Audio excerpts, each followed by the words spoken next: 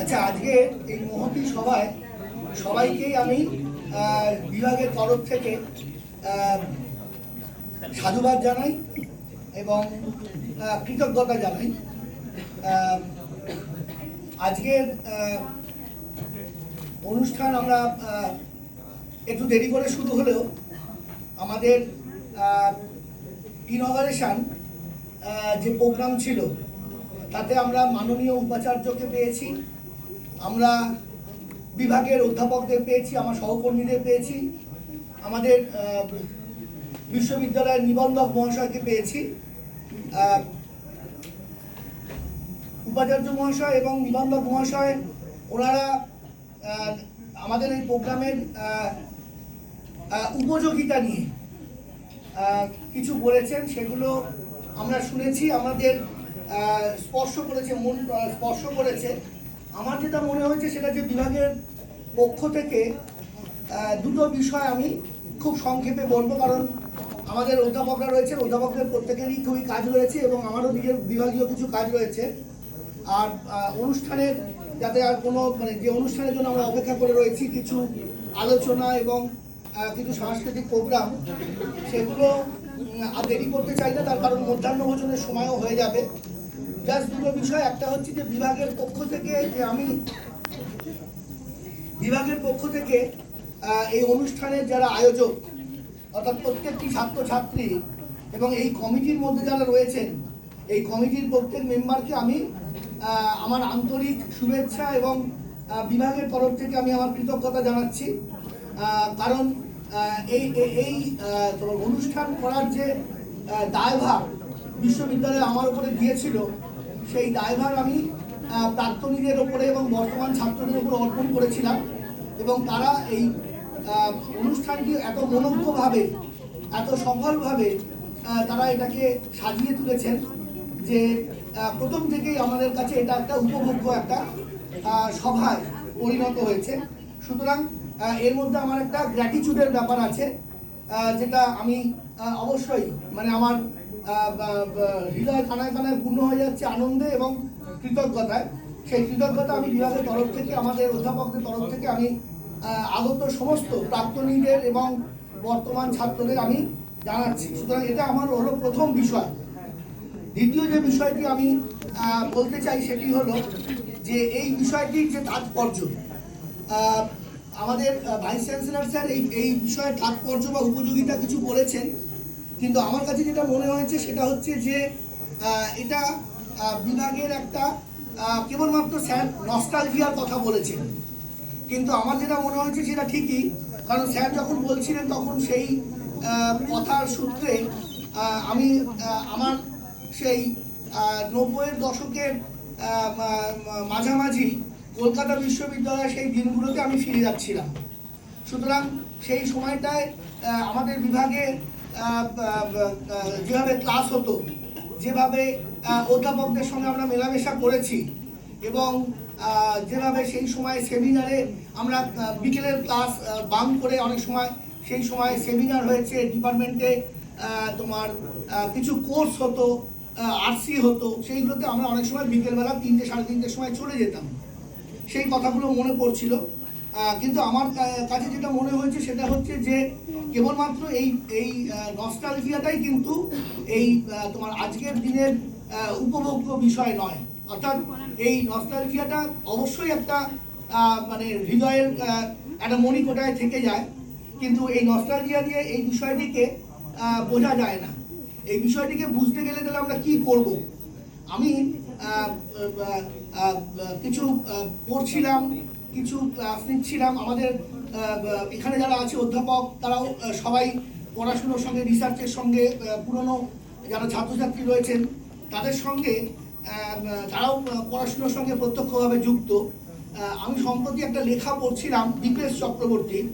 সেখানে দীপেশ চক্রবর্তী ভারতের সংবিধানের ওপরে ওনার কোনো সেরকম লেখা নেই, কিন্তু একটি লেখায় তিনি একটা সুন্দর একটা শব্দ ব্যবহার করছেন, যেটা উনি বলছেন যে এটা হচ্ছে যে উনি ওই বিষয়টাকে কনস্টিটিউশন মেকিংটাকে আলোচনা করছেন যে এটা হচ্ছে একটা ওয়েটিং রুম অফ হিস্ট্রি।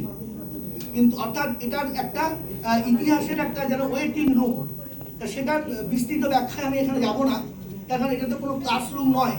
কিন্তু আমার যেটা মনে হচ্ছে যে আজকের যে যে যে যে অনুষ্ঠান, সেই অনুষ্ঠানের তাৎপর্য হচ্ছে যে এখানেও কিন্তু একটা হিস্ট্রি মেকিং চলছে। মানে এই হিস্ট্রি মেকিংটা হয়তো সেই অর্থে হেগেলের মতো একটা সর্বগ্রাসী একটা হিস্ট্রি নয়, বা একটা ডেফিনিটিভ কোনো একটা স্ট্যান্ড পয়েন্ট থেকে একটা এজেন্ডাকে করা নয়, পুট ফরওয়ার্ড করা নয়। কিন্তু এখানে যে তোমার আমরা যে তোমার একটা ইমোশনাল একটা যে তোমার তৈরি হচ্ছে, ইমোশনাল একটা কি বলবো যে কাইন্ড অফ এক্সপ্রেশন, তার মধ্যে যে প্লুরালিজম এবং তার মধ্যে যে এক্সপেকটেশন, তার মধ্যে যে অপটিমিজম, সেগুলো দিয়ে আমার মনে হচ্ছে যে যে ইতিহাসের যে নস্টালজিয়া আর বর্তমানের যে প্রেজেন্টিজম, সেটা যেন একাকার হয়ে যাচ্ছে। মানে বর্তমান এবং অতীত যেন কোনো জায়গায় তার ভেদ রেখা অতিক্রম করে যেন একটা ভবিষ্যতের দিকে যাওয়ার একটা অপটিমিজম তৈরি করছে।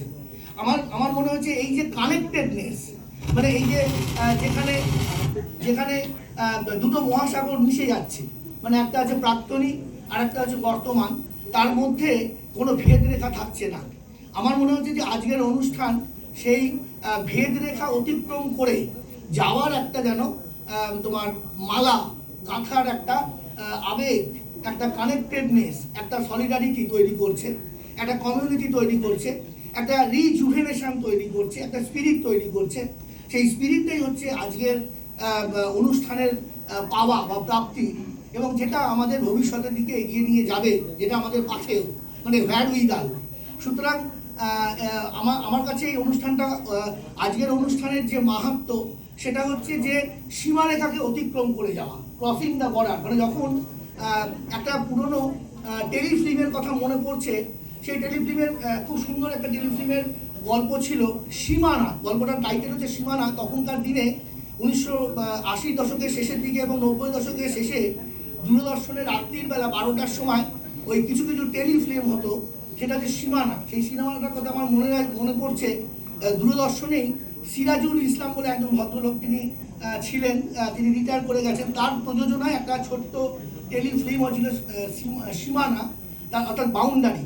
আজকে যেটা মনে হচ্ছে সেই বাউন্ডারি কে অতিক্রম করে যাওয়ার একটা যেন স্পিরিট এটা তৈরি হয়েছে, সেইটাই আমার কাছে একটা বড় পাওনা, এবং সেটা আমি আজকে সেটা প্রকাশ করতে চাই। সেটার ভাইব্রেশন, সেটার ভাইবস আমি কিন্তু অনুভব করছি আমার শিরায়। আর যে কথাটা বলে আমি আজকের যে এই বক্তব্য শেষ করে দেবো, প্রলম্বিত করব না, সেটা হচ্ছে যে আজকের যে গান, যে প্রারম্ভিক গান দিয়ে শুরু হয়েছিল, সেটা তো তার তো কোনো বিকল্প নেই, আগুনের পরশমণি। এবং আমার যেটা বারবার করে মনে হচ্ছে যে রবীন্দ্রনাথকে তো যত শুনছি তত পুনরাবিষ্কার করছি, মানে নিজেকে পুনরাবিষ্কার করছি, সময়কে পুনরাবিষ্কার করছি। সেই শুধু ভাবছি যে এটা মানে সেই সময়ের যে আবহাওয়াটা, সেই আবহাওয়াটা মানে কী ছিল, যে এরকম একটা সৃজনশীলতাকে সে লালিত করতে পেরেছিল। আজকাল তো আমরা সময় নষ্ট করি আমরা, কিন্তু কবি কিভাবে সময়কে ধরে রেখেছেন, এবং একটা চিরকালীন সময়কে, একটা অদ্ভুত, যেটা পেরেনিয়াল একটা ইটারনাল টাইমকে কবিতার গানের মধ্যে, কবিতার মধ্যে তুলে রেখেছেন, যেটা আজকের তোমার এই অনুষ্ঠানের একটা সুর। এবং যেখানে উনি বলছেন, কালকের এই গানটা শুনছিলাম, সেই গানে আমার মনে হলো এটা ওই দেবব্রত বিশ্বাসের গলায়, সেটা হচ্ছে যে আমার মুক্তি আলোয় আলোয়, হ্যাঁ এই আকাশে আমার মুক্তি ধুলায় ধুলায়। এবং যেখানে বিশেষ করে লাস্ট 3-4টে জায়গায় উনি বলছেন যে দুঃখ বিপদ তুচ্ছ করা কঠিন কাজে, বিশ্ব বিধাতার যজ্ঞশালা আত্মহনের বন্যী জ্বালা, জীবন যেন দিয়ে আহুতি মুক্তি আসে। অর্থাৎ জীবনকে আহুতি দেওয়ার মধ্য দিয়ে যেন একটা মুক্তি। এবং উনি বারবার করে রবীন্দ্রনাথ বলছেন যে হার মানা হার, মানে হার মেনেও কিন্তু আমি জিতে যাচ্ছি, আমি আহুতি দিয়েও জিতে যাচ্ছি। মানে এইগুলো কিন্তু আমার যেটা মনে হচ্ছে যে এই যে সাবলাইন যে এক্সপ্রেশনগুলো, এই সাবলাইন এক্সপ্রেশনগুলো বর্তমানে যে আধুনিকতা, সেই আধুনিকতা আমাদেরকে ভুলিয়ে দিচ্ছে। আমরা যেন একটা ওই বাস্তবের মধ্যে, রূঢ় বাস্তবের মধ্যে, এবং একটা যেন তোমার প্রেজেন্টিজমের যে একটা আঘাত, সেটা আমাদেরকে ভুলিয়ে দিচ্ছে। এবং আমরা যেন বড় বেশি করে মানে যেটাকে বলবো যে তোমার মেটেরিয়ালিস্টিক হয়ে যাচ্ছে, মানে ওই আমাদের মধ্যে ফিলোসফিটা হারিয়ে যাচ্ছে, মানে যেটা আমার মনে হচ্ছে ডেথ অফ ফিলোসফি। হ্যাঁ, একটা সময় হয়তো বলেছেন ফুকুয়ামা, বলছেন ডেথ অফ হিস্ট্রি। তা আমার যা মনে হচ্ছে যে আমাদের মধ্যে ফিলোসফি আইডিয়া এগুলো যেন শেষ হয়ে যাচ্ছে, মানে মহতি ভাবনা বলে কিছু থাকছে না। তা আমার মনে হয় যে যেটা ভিসি স্যার বলছিলেন যে আলোচনার মধ্য দিয়ে উপভোগ, তা আমার মনে হচ্ছে সেটা হচ্ছে যে এই মহতি সবার মধ্য দিয়ে যে যদি এরকম কোনো বোধ সীমানাকে অতিক্রম করে যাওয়া বা চিরকালীন কোনো একটা ইতিহাস বা নতুন কোনো অধ্যায়, নতুন কোনো রেজলিউশন, যেটা আমাদেরকে শুধু আমিত্বকে নয়, যেটা সমাজকে একটা বড় আমিকে চালিত করবে এবং আমাদেরকে সামনের দিকে এগিয়ে নিয়ে যাওয়ার একটা প্রেরণা যোগাবে সামগ্রিকভাবে। এবং সেটা কেবলমাত্র মানে বর্তমান প্রজন্মের ক্ষেত্রে নয়, অতীত প্রজন্ম যারা বেরিয়ে গেছে তাদের ক্ষেত্রেও এটা প্রযোজ্য, তাদের এটা দায়।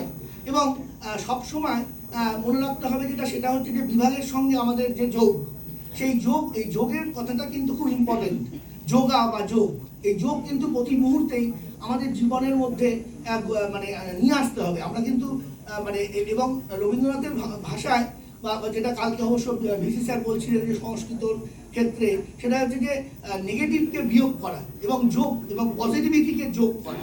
সুতরাং এইটা যদি আমরা করতে পারি তাহলে আমার মনে হয় যে এই সভার যে তাৎপর্য, সেই তাৎপর্য আমরা অর্জন করতে পারবো এবং আমাদের মন কানায় কানায় একটা নব উদ্দীপনা, নিউ এনথুসিয়াজমে আমাদের মন একটা নতুন ক্রিয়েটিভিটিতে, নতুন ইমাজিনেশনে আমাদের নিয়ে যেতে পারবে। থ্যাংক ইউ, ধন্যবাদ।